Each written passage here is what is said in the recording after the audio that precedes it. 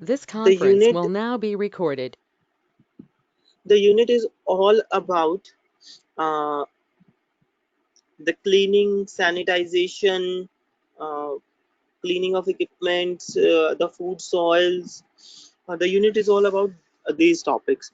ठीक है, तो सबसे पहले मैं आपको बताता हूँ इसमें कि क्लीनिंग जो होती है, क्लीनिंग और सैनिटाइजिंग, क्लीनिंग और सैनिटाइजिंग ऑफ फूड प्रोडक्ट जो है उसका एक करेक्ट ऑर्डर है।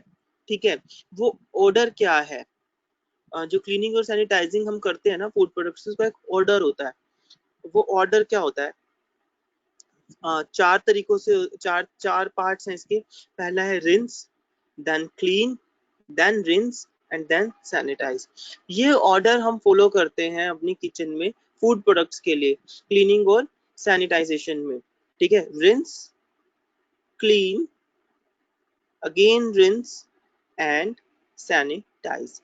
ये एक ऑर्डर बनाया हुआ हमने। देखिए इसको मैं अगर आपको हिंदी में सरल भाषा में समझाऊं, हम कोई भी फूड प्रोडक्ट लेके आते हैं मार्केट से या कहीं पे भी, घरों की बात मैं कर रहा हूँ, तो हम लोग क्या करते हैं? सबसे पहले मम्मी क्या कहती है कि बेटा इसको धो लो, धो के खाना। ठीक है, उस धोने वाले प्रोसेस को हम कहते हैं क्लीनिंग और सैनिटाइजिंग ऑफ फूड प्रोडक्ट। उसमें हम सबसे पहले क्या करते हैं? टैप चलाते हैं, पानी को पानी के अंदर उस फूड प्रोडक्ट को करते हैं, और फिर उसको हम क्या करते हैं? पानी के अंदर रिंस करने के बाद फिर उसको हम निकाल के रगड़ते हैं, क्लीन करते हैं। ठीक है, उसके सरफेस को हम क्लीन करते हैं with the help of our palm, या हम कोई भी ऐसी चीज ले लेते हैं, स्क्रबर ले लेते हैं, उससे हम उसको स्क्रब करके तो हम उसको क्लीन करते हैं। फिर हम उसको दोबारा पानी में धोते हैं ताकि जो एक्स्ट्रा सॉइल है वो निकल जाए, और फिर हम उसको सैनिटाइज कर देते हैं। ठीक है, तो सैनिटाइज वाला पार्ट कई बार हम नहीं करते। यूजुअली होटल में, मैं बताऊं होटल्स में क्या होता है? होटल्स में जैसे फॉर एग्जांपल टमाटोज वहां पे बल्क में आते हैं होटल्स में। 10-10, 20-20, 50-50 किलो टमाटर आते हैं।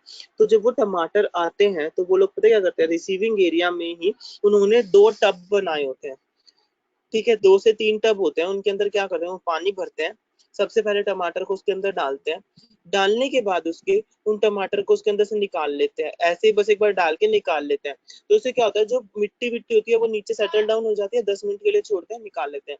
फिर वो दूसरे टब में क्या करते हैं? दूसरे टब में एक सैनिटाइजर डालते हैं, चाहे पोटेशियम डाले चाहे कुछ भी डाले, एक सैनिटाइजर पानी के अंदर घोलेंगे, और फिर उन टमाटर को उस सैनिटाइजर के अंदर डाल देते हैं। उस सैनिटाइजर के अंदर डालने से क्या होता है कि जितना भी जो एक्स्ट्रा सॉइल है सरफेस के ऊपर टमाटर की, वो पानी के नीचे बैठ जाता है, और फिर हम उन्हें निकालते हैं। निकालने के बाद उनको फ्रेश पानी में धो के और सुखा के हम उन्हें स्टोर करते हैं। ठीक है, तो बेसिकली ये जो है ये एक ऑर्डर में चलती है ये चीज।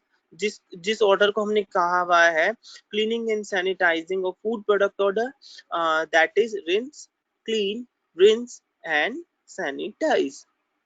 ठीक है, बेसिकली अगर मैं आपको स्टेप्स बताऊं, ऑफ सर, ये स्टेप्स है ना, ये वो क्लीनिंग ऑर्डर, हाँ क्लीनिंग। ऑर्डर ऑर्डर ऑर्डर कहेंगे हम इसे, स्टेप्स की बजाय ऑर्डर कहेंगे, कि इस ऑर्डर में हमें चलना चाहिए कि पहले हम एक बार पानी से निकाल लें ताकि जो एक्स्ट्रा सॉइल है वो निकल जाए, मिट्टी हमारे हाथों पे ना चिपके।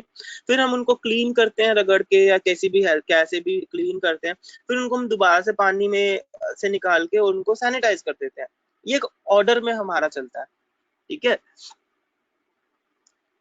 तो order order base, of cleaning of food products, मतलब सर हाँ, ठीक है sir. The order of cleaning and sanitizing of food products। Contact surface, contact surface क्या होता है? फूड प्रोडक्ट का वो सरफेस होता है जो हम छूते हैं, जैसे कि जो स्किन हो गई, बाहर से हम फूड प्रोडक्ट को हाथों से उठाते हैं, तो वो होते हैं कॉन्टेक्ट सरफेस। तो बेसिकली ये हमारा ऑर्डर होता है। If we talk about the definition of cleaning, definition of cleaning क्या होती है? देखिए क्लीनिंग बेसिकली होता क्या है? Removal of food soil. ठीक है, with the help of detergent, chemical और any recommended condition is called as cleaning. Cleaning basically क्या होती है? Complete removal of food soil. जो फूड सॉइल्स हैं उनको, जो इम्प्योरिटीज हैं फूड की, उनको निकाल देना पूरे तरीके से, वो हमारी क्लीनिंग कहलाती है। ठीक है।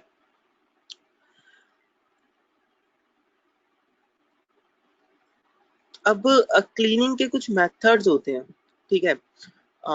जैसे कि आपने पढ़े हुए हैं, एक मेथड तो आपने इसमें पढ़ा हुआ है, क्लीनिंग मेथड जिन्हें कहा जाता है। क्लीनिंग मेथड्स है हमारे CIP।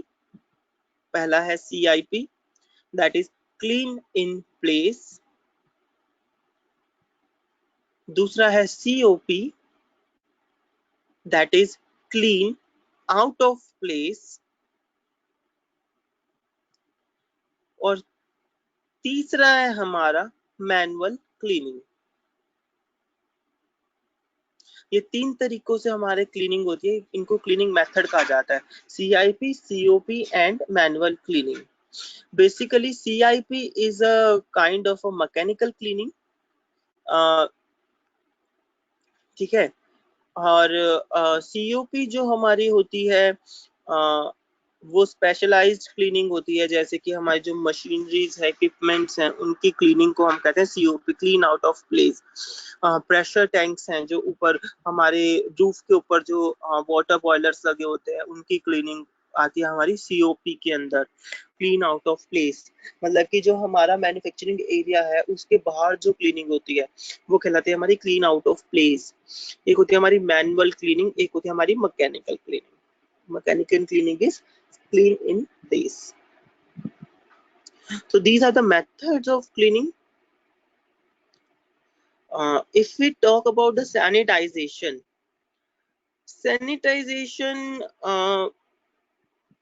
हमारी जो होती है ना, बेसिकली 3 टर्म से डिफाइन करते हैं हम सैनिटाइजेशन को। सबसे पहली होती है स्टरलाइज। दूसरी है डिसइंफेक्ट्स एंड तीसरी है सैनिटाइज। इन 3 तरीकों से पूरा सैनिटाइजेशन प्रोसेस हमारा टर्मिनोलॉजी डिफरेंशिएट होती है सैनिटाइजेशन की। First is sterilise, second is disinfect and third is sanitise. ठीक है। अब स्टरलाइज का क्या मतलब होता है? स्टरलाइज का मतलब होता है लिविंग, जितने भी लिविंग ऑर्गेनिज्म है किसी भी फूड के अंदर या ऊपर, उनको रिमूव करना।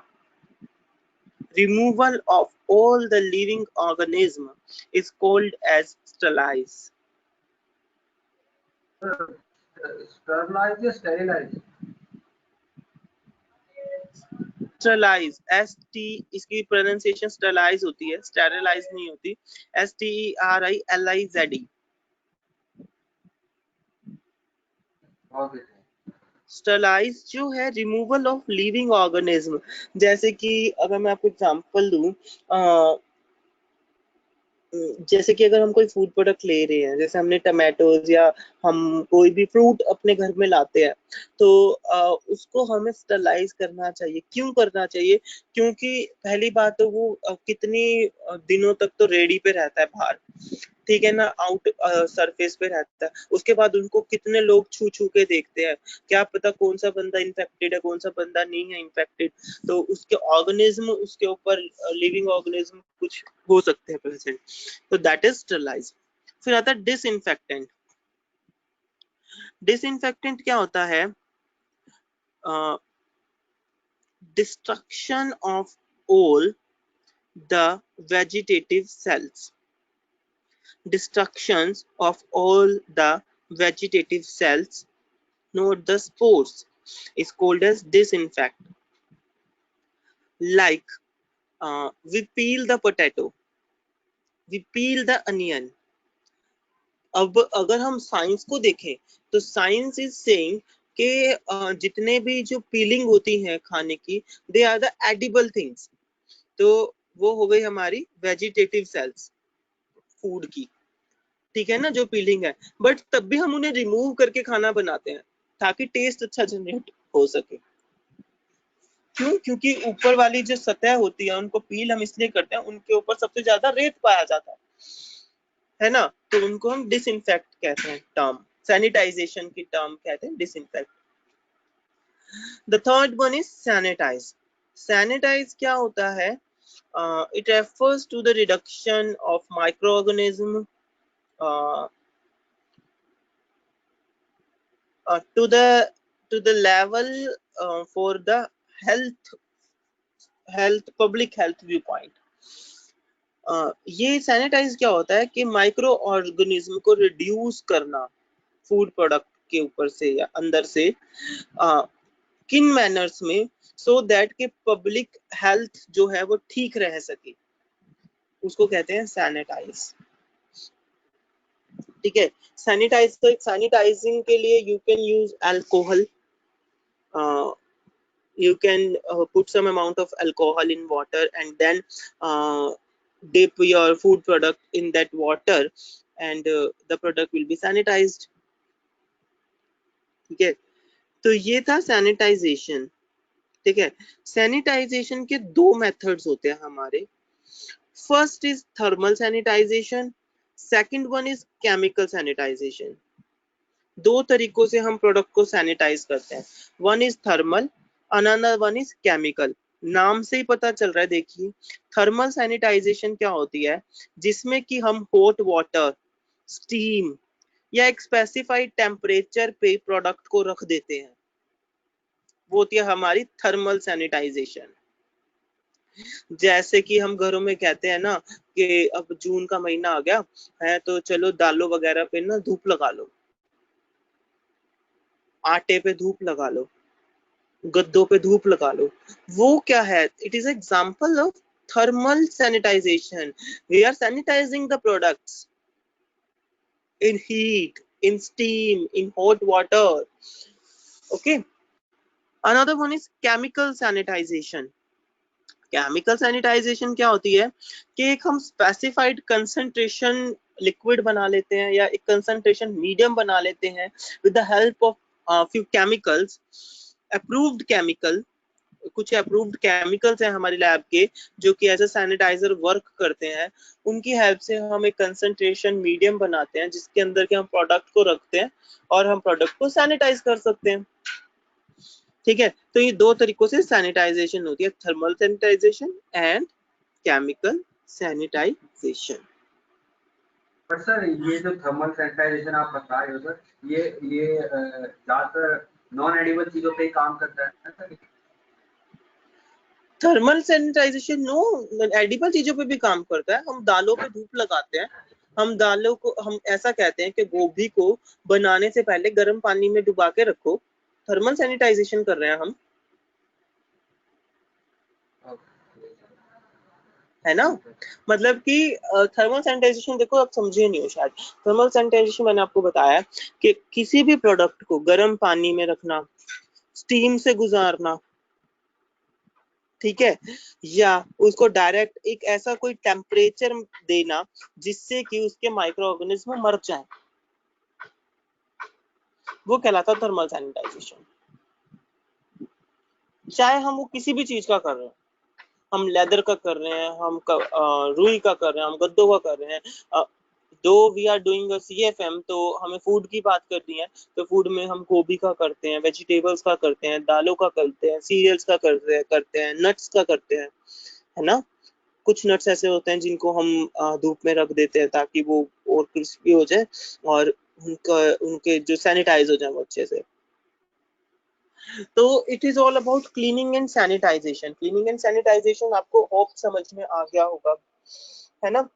क्लीनिंग का आपको ऑर्डर समझ में आ गया होगा, ठीक है। सैनिटाइजेशन के आपको पार्ट्स और इसके टाइप समझ में आ गई होंगी।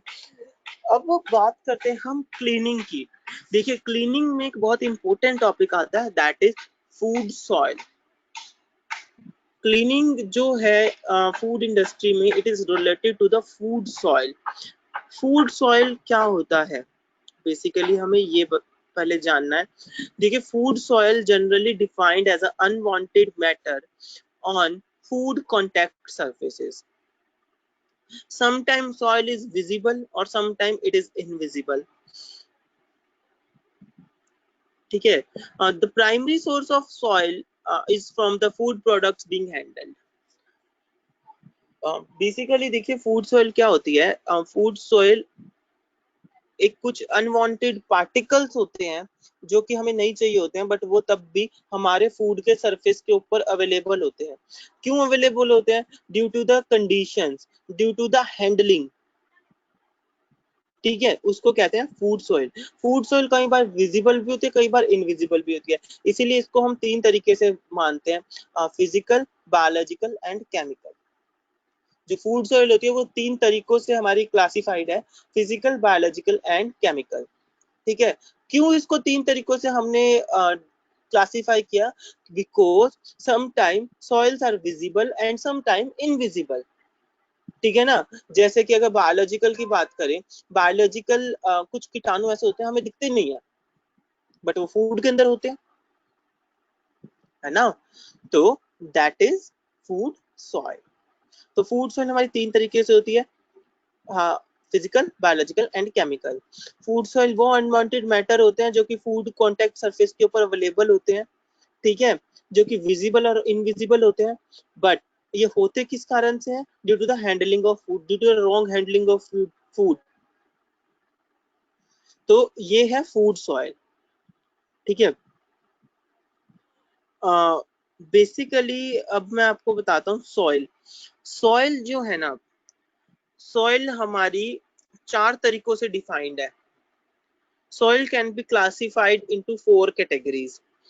सबसे पहली सॉइल आती है the soil which is soluble in water, the soil which is soluble in acid, soluble in alkali and soluble in water। ये चार तरीकों से हमारी सॉइल क्लासिफाइड है। अब आप कहोगे कि soluble in water दो बार आ रहा है। हमारे जो वाटर होते हैं बहुत सारे अलग अलग दो तरीकों से हमने क्लासिफाई किया हुआ है वाटर्स को भी, इसीलिए soluble in water दो बार आया। मैं आपको ये बताता हूँ, वो सॉइल जो soluble in water होते हैं, कौन कौन से वाटर? जैसे कि शुगर, स्टार्च और सोल्ट। ठीक है ना। कुछ सॉइल ऐसे हो जाते होते हैं जो शुगर, स्टार्च और सोल्ट में बहुत इजीली सॉल्युबल होते हैं। ठीक है, sugar, starch and salt is also a kind of a water. ठीक है, दूसरे वाटर क्या आते हैं? एल्कली और एसिड। कुछ सॉइल्स ऐसी होती हैं जो एल्कली और एसिड मीडियम में भी सॉल्युबल होती हैं।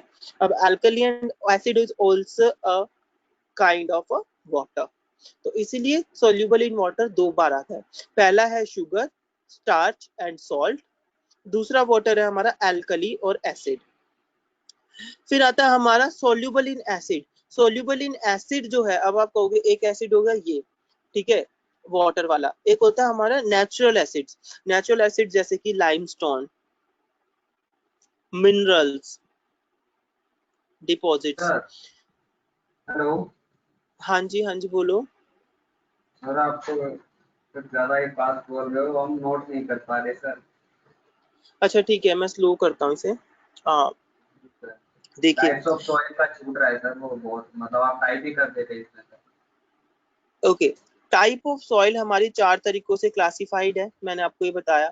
पहली है सॉल्युबल इन वाटर, दूसरी है सॉल्युबल इन एसिड, तीसरी है soluble in alkali,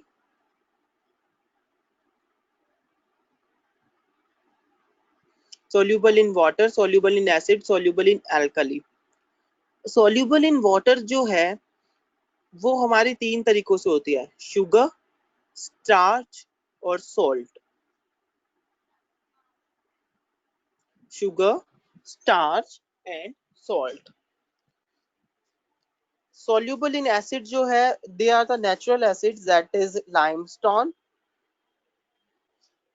some minerals,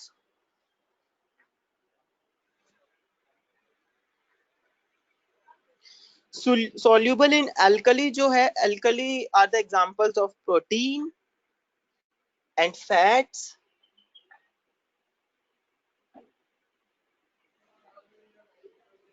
तो इन तरीकों से हम सॉइल को क्लासिफाई करते हैं। ठीक है, बेसिकली जो सॉइल होती है ना, सॉइल की जो टाइप्स अगर मैं आपको बताऊं, सॉइल की जो टाइप्स होती हैं वो होती है हमारी fat based soil, fat based soil, protein based soil, protein based soil,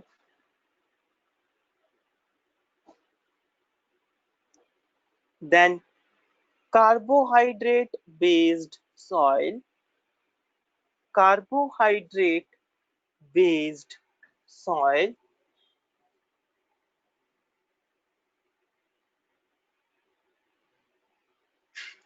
mineral salt based soil, mineral salt based soil,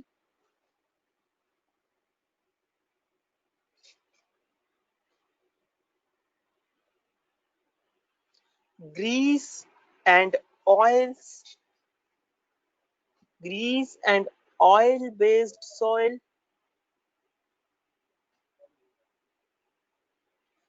grease and oil based soil, and last one is other insoluble soil, other insoluble soil. Like अगर मैं आपको ये एक एक समझाऊं, fat based soil, fat based soil जो होती है ना, और जैसे नाम से ही पता चल रहा है, ये वो सॉइल होती है जो कि फैट के अंदर होती है। जैसे कि मैं आपको एग्जांपल दूं, जब हम मलाई होती है, मलाई से घी बनाते हैं, जब हम मलाई से घी बनाते हैं तो जैसे जैसे घी बनता है तो नीचे ब्राउन कलर का कुछ जमने लगता है, ठीक है, जिसको कि हम कहते हैं वो इनएडिबल होता है, उसको खाना नहीं चाहिए, उसको खाने से हम बीमार हो सकते हैं। वो होता है हमारा fat based soil. Fat based soil जो होता है ना, फैट बेस्ड सॉइल हमेशा हमारा बहुत ज्यादा हाई टेम्परेचर देने पे बाहर आता है। इसको हम बहुत ज्यादा हॉट करते, गर्मी देते हैं और फिर रिंस करते हैं प्रोडक्ट को, तब हमारे पास हमारा फैट बेस्ड सॉइल निकल के आता है, ठीक है। तो ये होते हैं हमारे फैट बेस्ड सॉइल। जिस प्रोसेस को हम बोलते हैं इमल्सिफिकेशन, है ना, लिक्विड में से फैट को अलग करना। और जब हम इमल्सिफिकेशन करते हैं, लिक्विड में से फैट को अलग करते हैं, तो जो उसके अंदर सॉइल प्रेजेंट होते हैं, जो सॉइल होती है फैट बेस्ड सॉइल, वो निकल के बाहर आती है। जैसे कि as an example we are making ghee from cream, ठीक है, clarified butter from cream. Second one is protein based soil. Protein based soil, as name is indicating, ये वो सॉइल होते हैं जो कि हमारे प्रोटीन के अंदर पाए जाते हैं। And these soils are very difficult to remove. ये सॉइल बहुत ही डिफिकल्ट होते हैं रिमूव करने में,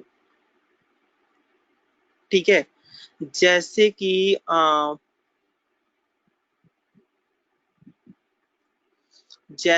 casein, CASEIN, casein, CASEIN, casein जो है हमारा मिल्क प्रोटीन है, जो मिल्क के अंदर मेजरली पाया जाता है, ये वो प्रोटीन है, ठीक है। अब इसकी जो प्रॉपर्टी है ना केसीन की, वो क्या है, वो है कि अगर it act like a glue, कई बार देखना हाथ पे ना तुम दूध लगाओ और उसको सुखा लो, जब वो सूख जाएगा ना, फिर तुम हाथ को ऐसे बंद करके खोलोगे ना, तो तुम्हें चिपचिपा लगेगा, ऐसे लगेगा जैसे हाथ चिपक गया आपस में, उसको उतारने में तुम्हें थोड़ा फोर्स लग रहा है। तो वो किस कारण होता है? Due to the protein present in milk, and the protein present in milk is casein. Casein के अंदर प्रॉपर्टी होती है ग्लू की, चिपचिपी प्रॉपर्टी होती है, ठीक है, जैसे कि पेंट्स, लाइक अ पेंट। सो जो किसीन होती है, किसीन के अंदर भी कुछ सॉइल हमारी जा सकती है, उन सॉइल को रिमूव करना बड़ा मुश्किल है, ठीक है। It is very difficult to remove the soil from the protein, और इसका सिर्फ एक ही तरीका है सॉइल को प्रोटीन से रिमूव करने का, कि उसको हीट करते रहो प्रोटीन को, ठीक है। और प्रोटीन को हीट करना भी बड़ा मुश्किल है। क्यों? क्योंकि अगर हम प्रोटीन को एकदम से हीट करते हैं तो प्रोटीन जो है जल जाता है, सॉइल निकलना बड़ा मुश्किल है इसीलिए प्रोटीन में से। तो इसीलिए हम टर्म यूज करते हैं हीट डीनेचर्ड। डीनेचर्ड हीट हमें इसके प्रोटीन को देनी चाहिए, ताकि हमारे जो सॉइल है वो प्रोटीन में से निकल जाए, ठीक है। वो डीनेचर्ड हीट है, वो कैसी होती है, वो एकदम से किसी चीज को नहीं जलाती, ठीक है। वो लैब्स के अंदर अलग अलग इक्विपमेंट्स होते हैं, उसके थ्रू आप देख सकते हो। जब आप, अगर आप क्वालिटी लैब में गए हो या कभी मौका मिले तो वहां पे देखना, वहां पे वो लोग आपको बताएंगे कि प्रोटीन में से जब सॉइल रिमूव करते हैं तो वो किन किन इक्विपमेंट्स का यूज करते हैं, और कौन कौन सी मशीनरीज होती हैं जो कि डीनेचर्ड हीट प्रोवाइड करती हैं। तो ये थे protein based soil. Third one is carbohydrate based soil. नाम से पता चल रहा है ये वो सॉइल होते हैं जो कि इजीली वाटर में घुल जाते हैं, बिकॉज सारे कार्बोहाइड्रेट जो होते हैं ना वो सोल्यूबल इन वाटर होते हैं, ठीक है। और इनको रिमूव करना बड़ा इजी होता है ऐसे सॉइल्स को। क्यों? क्योंकि कार्बोहाइड्रेट क्या होता है, अपना बॉन्ड वाटर में जाते ही तोड़ देता है। तो जैसे ही कार्बोहाइड्रेट अपना बॉन्ड वाटर में, जैसे ही हम कार्बोहाइड्रेट को मिलाते हैं अपने बॉन्ड तोड़ देता है, तो क्या होता है, जो सॉइल है वो वाटर के अंदर इजीली मिल जाती है, ठीक है ना। सॉइल क्या है, वाटर से हैवी होती है, तो वो वाटर के अंदर बैठने लगती है। तो जैसे ही हम हीट करते हैं कार्बोहाइड्रेट को पानी में मिला के, सॉइल जो है उड़ने लग जाती है, ठीक है। तो इस तरीके से कार्बोहाइड्रेट्स के अंदर से सॉइल को निकालना बड़ा मुश्किल है, तो बड़ा इजी है, सॉरी बड़ा इजी है, ठीक है। Because it is rapidly soluble in warm water, ठीक है ना। कार्बोहाइड्रेट्स हमारे क्या होते हैं, sugar, starch are the example of carbohydrates.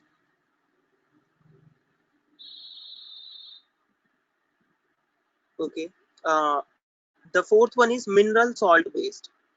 Mineral salt based soil हमारे जो होते हैं, दैट इज कैल्शियम, मैग्नीशियम, जो जितने भी हमारे अल्कलाइन बेस्ड होते हैं ना, मतलब कि जैसे कि हमारे बहुत सारे फूड प्रोडक्ट ऐसे होते हैं जिनके अंदर बहुत अलग अलग मिनरल्स पाए जाते हैं।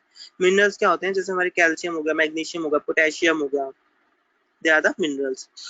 तो जिन भी प्रोडक्ट में कैल्शियम पाया जाएगा, मैग्नीशियम पाया जाएगा, तो उन इनके अंदर भी कुछ सॉइल्स ऐसे होते हैं जो कि बहुत इजीली पेनिट्रेट कर जाते हैं, ठीक है। तो उन सॉइल्स को हम कहते हैं मिनरल बेस्ड सॉइल, ठीक है।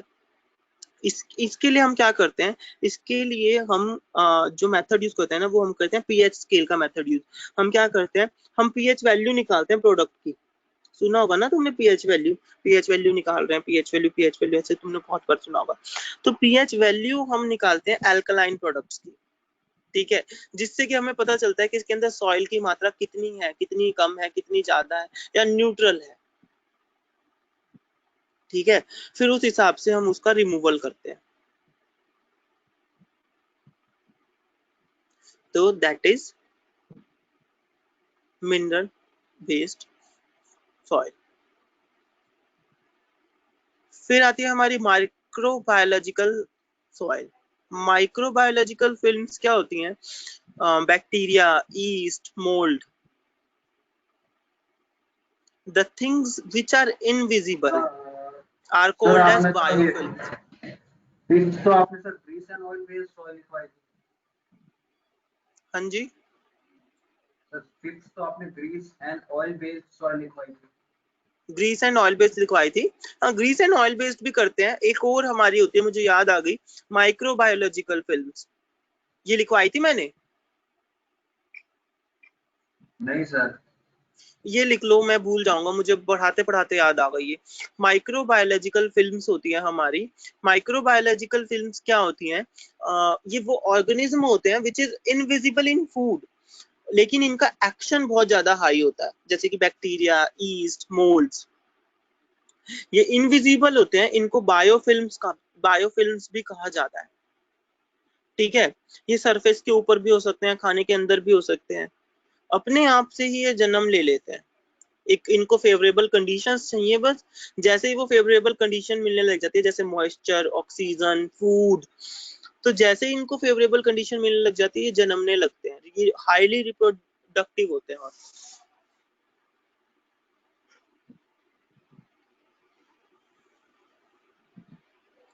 और इन बायोफिल्म्स का जो रिमूवल है ना, वो बहुत डिफिकल्ट है, इसीलिए हम क्या करते हैं, इनको ना बहुत ही ज्यादा बचा के रखते हैं। जैसे कि ब्रेड, ब्रेड के ऊपर एक बार बायोफिल्म आ जाती है ना, तो उसको हमें फेंकना ही पड़ता है, हम उसे रिमूव नहीं कर सकते। ठीक है, तो ये जो सॉइल्स होती है ना, इनको रिमूव कर पाना बड़ा मुश्किल है, इसीलिए प्रोडक्ट को ऐसी फेवरेबल कंडीशंस पे रखना चाहिए कि बायोफिल्म्स ना ही हो। देन हमारा आता है grease and oils. Grease and oils नाम से ही पता चल रहा है, ये वो चीजें होती हैं जो कि वाटर के अंदर नहीं घुल सकती, एसिड के अंदर नहीं घुल सकती, which are insoluble in water and acids. ठीक है,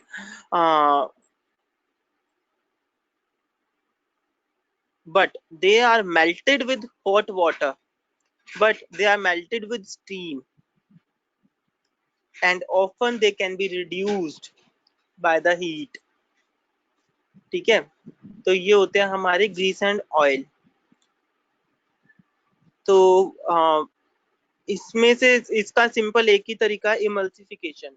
अगर इसमें से हमें सॉइल को रिमूव करना है, तो वी कैन डू इमल्सिफिकेशन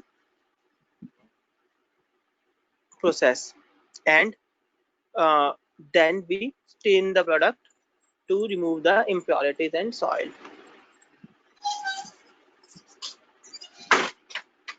फिर हमारे आते हैं इनसॉल्युबल सॉइल। इनसॉल्युबल सॉइल हमारे होते हैं, इनसॉल्युबल सॉइल पता है कौन से होते हैं? जैसे कि क्ले, क्ले होती है ना, क्ले हमारी इनसॉल्युबल सॉइल होती है। वो ना तो घुल सकती ना कुछ और उसको रिमूव करना भी बड़ा मुश्किल होता है। जैसे कि तुम देखते होंगे, जब हम खाना पकाते हैं, तो हमारे जो खाने के साथ जो हमारी चूल्हा होता है, उसके साथ लगती हुई जो दीवार होती है, उसके ऊपर है ना चिकनाहट जमने लगती है, ग्रीस सा हो जाता है ना, वो हमारी इनसॉल्युबल सॉइल होती है। अगर वो खाने में गिर जाए तो उसे निकालना बड़ा मुश्किल है। That is not a फ्लैशेबल soil. Organic solvents के कारण ये सॉइल बन सकती है। तो ये है हमारे types of soil. Types of soil समझ में आ गए?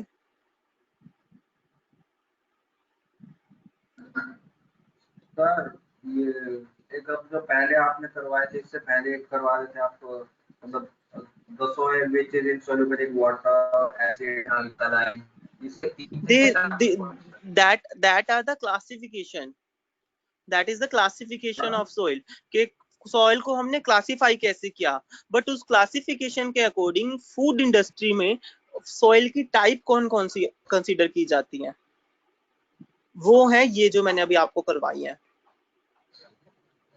क्लासिफिकेशन थी soluble in water, soluble in acid, soluble in alkali, but according to the physical condition and the food industry, the food soils is the type of food soil are fat based, protein based, carbohydrate based, mineral salt based, microbiological films, grease and oils, and other insoluble soils. तो it is an introduction of soil, समझ में आ गया? Sir अब भी एक problem है कि जैसे कि हाँ, अभी आपने फिजिकल सॉइल मतलब ये जो लिखा है, ये तीन टाइप से, फिजिकल, बायोलॉजिकल, केमिकल, ये क्या है सर आपने? देखिए जो जो हमारा क्लीनिंग प्रोसेस है ना, जो मैंने आपको बताया है, जो सॉइल है उसकी क्लीनिंग प्रोसेस में जो सॉइल हम काउंट करते हैं, सॉइल को हिस्ट्री में मैंने आपको बताया था, सॉइल को ना जो हम कहते हैं ना कि सॉइल किन कारणों से होती है, the characteristics of soil is physical, chemical and biological. ठीक है भाई, जिन कारणों से सॉइल हो सकती है वो 3 कारणों से होती है, फिजिकल, बायोलॉजिकल एंड केमिकल। ये इसके कैरेक्टरिस्टिक्स हैं। The characteristics of soil are physical, biological and chemical which is visible and invisible. ठीक है, then we have done the classification. फिर इन 3 मापदंडों के अकॉर्डिंग क्लासिफिकेशन निकल के आई। The soil which is soluble in water, the soil which is soluble in acid, the soil which is soluble in alkaline mixtures. फिर ये 6 जो आपने मापदंड हो गए बताई हमारे पास। ये किस तरह की क्लासिफिकेशन है सर? ये वाली समझ नहीं आई, ये किस तरह की क्लासिफिकेशन है? ये पता है किस तरह की क्लासिफिकेशन जो मैंने अभी आपको बताई, जो सॉइल होती है ना, सॉइल का एक नेचर माना गया है। सॉइल का नेचर क्या माना गया है कि सॉइल जो है, सॉइल 3 तरीकों की होती है, या तो वो वाटर के अंदर घुल जाएगी, या वो एसिड के अंदर घुल जाएगी, या वो एल्कली के अंदर घुलेगी। ठीक है, तो इन 3 ये नेचर देखते हुए सॉइल का हमने सॉइल की क्लासिफिकेशन की है। ठीक है, और इस क्लासिफिकेशन के अकॉर्डिंग ही हमारी सॉइल की टाइप्स निकल के आई कि कुछ चीजें ऐसी होती हैं जो सिर्फ वाटर में घुलती हैं, कुछ चीजें ऐसी होती हैं जो सिर्फ एसिड में घुलती हैं, कुछ चीजें ऐसी होती हैं जो सिर्फ अल्कली में घुलती हैं। ठीक है, लेकिन कुछ चीजें ऐसी भी होती हैं जो इन तीनों में ही नहीं घुलती, वो हमारी आ जाती है अदर और इनसॉल्यूबल सॉइल्स। अब समझ में आया? अब भी नहीं आया। मुझे मुझे मुझे ये नहीं समझ में आ रहा कि तुम्हें क्यों समझ में नहीं आ रहा। देखो सिंपल सी बात है, सॉइल का सबसे पहले हमने करेक्टरिस्टिक देखे कि सॉइल की कैरेक्टरिस्टिक्स हैं क्या। तो उस रिसर्च से हमें निकल के आया कि सॉइल के कैरेक्टरिस्टिक्स 3 होते हैं, कि सॉइल जो होती है वो केमिकल हो सकती है, या वो बायोलॉजिकल हो सकती है, या फिर वो फिजिकल हो सकती है। ठीक है, अब ये केमिकल, बायोलॉजिकल और फिजिकल तो तुम लोगों को पता है ना, जी सर। फूड साइंस में पढ़ा होगा तुमने ये, chemical, biological yes. And physical. तो यस सर। सॉइल के ये 3 कैरेक्टरिस्टिक्स हैं। ठीक है, अब ये कैरेक्टरिस्टिक जब सामने आए ना, तो ये पता लगने लगा कि सॉइल ये कैरेक्टरिस्टिक्स हैं सॉइल के, बट सॉइल को हम अलग कैसे करें अपने फूड प्रोडक्ट से। ठीक है, तो सॉइल को अलग करने के लिए हमने क्लासिफिकेशन निकाल ली। क्लासिफिकेशन कैसे निकाल ली कि जैसे कि हमें सॉइल किसी भी इम्प्योरिटी को फूड पार्टिकल में से अलग करना है, तो हमने उसकी कंपोजिशन चेक की। तो कंपोजिशन से हमें पता चला कि कुछ प्रोडक्ट ऐसे हैं जो कि पानी के अंदर घुल जाते हैं, जैसे कि सोल्ट। सोल्ट को तुम पानी में घोलोगे घुल जाएगा, है ना। अगर मतलब सोल्ट अच्छा, के ओके अंदर, सर। मतलब ये सर अगर, एक ये नेचर है जो आप बता रहे हो कि ये वाटर में डिसॉल्व हो जाएगा, एसिड में या अल्कली में, ये नेचर है एक तरह से, हाँ ये जी, बता रहे ये इस तरीके से, हाँ इस तरीके से हमने इसकी क्लासिफिकेशन निकाल ली। जैसे अगर सॉइल के अंदर मैं सॉल्ट के अंदर मैं मिट्टी मिला दूं, सोल्ट हैं। हमारा इम्प्योर हो गया, है ना। अब सॉइल सोल्ट की मुझे प्योरिटी और इम्प्योरिटी अलग करनी है, तो मैं क्या करूंगा, सॉइल वाटर के अंदर, सोल्ट जो है वाटर के अंदर सोल्यूबल है बट सॉइल नहीं है ना, तो मैं सॉल्ट को वाटर के अंदर घोल दूंगा। तो जब घोलूंगा तो आधे घंटे तक उसको रख दूंगा, तो सोल्ट जो पानी के अंदर घुल जाएगा, पर जो रेत है वो रेत नीचे बैठ जाएगा, है ना। फिर मैं उसको जी छान सर। लूंगा और यूज कर लूंगा। तो इस तरीके से हमने सॉइल की क्लासिफिकेशन निकाली कि कुछ प्रोडक्ट ऐसे होते हैं जो पानी में घुल जाते हैं, कुछ अल्कली में, कुछ एसिड में। ठीक है, जी सर। तो वो होती जी। है, वो हो गई हमारी क्लासिफिकेशन ऑफ सॉइल। ठीक है, अब क्लासिफिकेशन ऑफ सॉइल के बाद भी हमारे पास एक और चैलेंज आया कि हमारे पास जो बहुत सारी ऐसी सॉइल हैं जो हमारे अलग अलग फूड पार्टिकल के अंदर होती हैं, जैसे कि फैट के अंदर अलग सॉइल पाई जाती है, प्रोटीन्स के अंदर अलग पाई जाती है, उनको कैसे अलग करें। तो उसी हिसाब से हमने टाइप्स निकाल दी अलग अलग सॉइल की, कि कुछ होती हैं जो हमारी फैट बेस्ड होती हैं, कुछ होती है हमारी प्रोटीन बेस्ड, कुछ होती है हमारी कार्बोहाइड्रेट बेस्ड, है ना। तो हमने जो टाइप्स है, टाइप्स को क्लासिफिकेशन के साथ मैच करके सॉइल को अपने फूड पार्टिकल से अलग किया। ठीक है, तो ये है बेसिकली सॉइल का हमारा पूरा साइकिल। ठीक है, यस सर। तो ये था हमारा सॉइल के बारे में कंप्लीट। समझ में आ गया सॉइल का टॉपिक आपको? Yes sir. तो ये जो टाइप्स ऑफ सॉइल आता है, प्रॉपर्टीज ऑफ फूड सॉइल जो आपका टॉपिक है, ये हमारा क्लीनिंग में आता है बेसिकली। ठीक है, सैनिटाइजेशन की मैंने आपको पूरी साइकिल बताई है। सैनिटाइजेशन अलग प्रोसेस होता है, क्लीनिंग अलग प्रोसेस होता है। क्लीनिंग में बेसिकली हम करते क्या है, अगर हम फूड की बात करें, फूड प्रोडक्ट्स की बात करें, तो फूड प्रोडक्ट्स की क्लीनिंग में हम सॉइल को रिमूव करते हैं, इम्प्योरिटीज को खाने में से रिमूव करते हैं।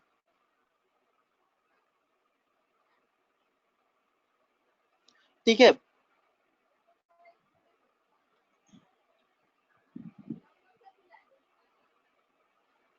सर अभी जैसे तो इसमें लास्ट ये टॉपिक जैसे इक्विपमेंट्स वाला, तो इसमें इक्विपमेंट्स एक ऐसे बता सकते हो सर क्या क्या इक्विपमेंट इस्तेमाल होते हैं भाई टब्स के अलावा? देखिए, इक्विपमेंट्स की ना मैंने आपको पूरा एक है ना चैप्टर बना के दिया हुआ है, अगर आप नोट्स को कंसीडर करो तो उसके अंदर है ना मतलब कि बेस्ट पॉसिबल जितने भी इक्विपमेंट्स हो सकते हैं ना फूड इंडस्ट्री के, वो सारे मैंने डाले हुए हैं। बेसिकली अगर हम बुक्स में देखें तो इक्विपमेंट्स के बारे में पढ़ा जाता है कि इक्विपमेंट्स हमारे 3 तरीकों से क्लासिफाइड है, लार्ज, स्मॉल एंड मीडियम, है ना। बट जी जो सर। मैंने नोट्स बनाए हैं उसमें अगर तुम देखोगे ना, मैंने इक्विपमेंट्स को 7 तरीकों से क्लासिफाइड किया हुआ है। ठीक है, 7 तरीकों में से जो 7वां तरीका मैंने दिया है वो दिया है किचन इक्विपमेंट्स का। किचन इक्विपमेंट्स में मैंने फिर डाला है लार्ज, स्मॉल एंड मीडियम, इस तरीके से। तो वो नोट्स तुम पढ़ लोगे ना एक बारी, वो तुम्हें सारा क्लियर हो जाएगा, वो पढ़ाने की दोबारा से नीड ही नहीं है। जब तक तुम वो नोट्स नहीं पढ़ोगे तुम्हें आएंगे भी नहीं इक्विपमेंट्स के बारे में नॉलेज। ठीक है, वो नोट्स तुम निकाल के पढ़ो इक्विपमेंट्स वाले, तो तुम्हें समझ में आ जाएगा। मैंने लिखवाए भी थे इस सेमेस्टर की स्टार्टिंग में तुम्हें ये।